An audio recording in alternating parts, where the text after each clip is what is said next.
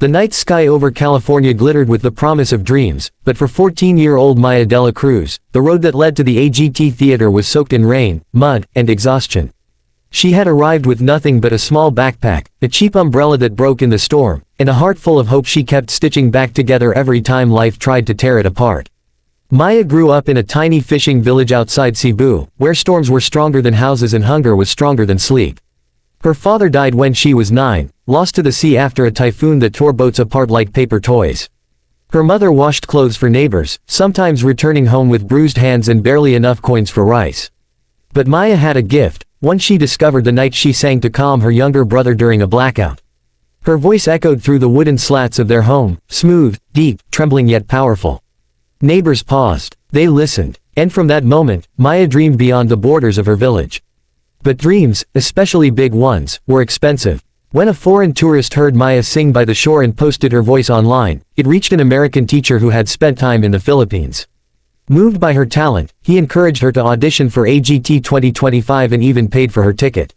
Maya promised her family she would fight for them, and for her father, whose memory lived in every wave that touched the sand. But nothing prepared her for the sheer size of the AGT stage. When she arrived, drenched from the rain and wearing an oversized borrowed hoodie, people stared. Some whispered. A crew member asked her if she was lost. Someone else assumed she was one of the kids waiting for a family member.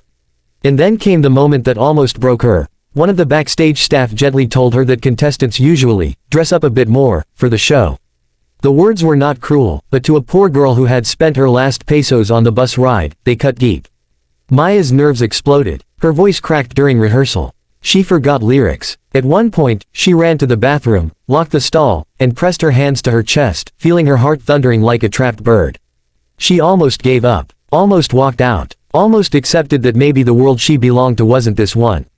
But something inside her, maybe her father's spirit, maybe her mother's prayers, kept whispering, try again. When her name was called, her feet felt heavier than her entire past. She walked onto the stage barefoot because her soaked shoes squeaked with every step.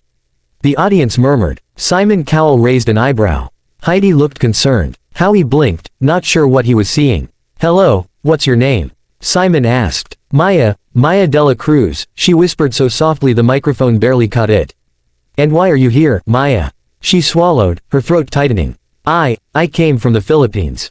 I want to help my family. I want to sing. Before she could say more, a judge, softly but audibly, asked if she felt ready. Someone in the audience coughed awkwardly. A few people exchanged looks.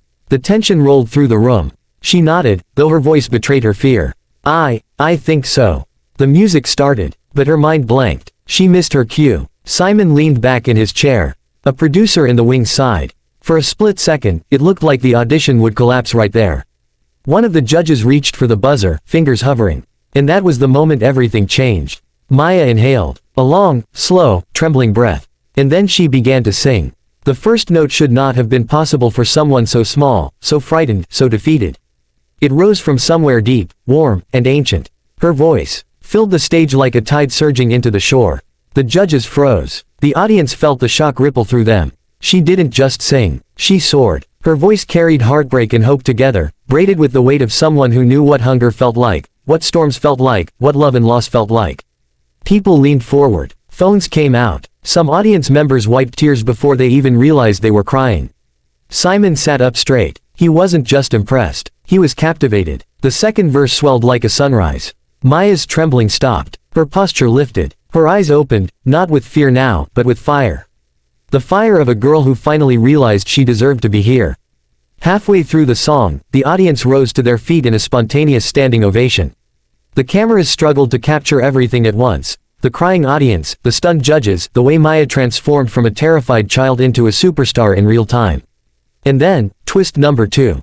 Her microphone sputtered. A brief crackle. A glitch. The sound threatened to cut out. The audience gasped. But Maya didn't stop. She projected her voice so powerfully that even without perfect amplification, it filled the arena.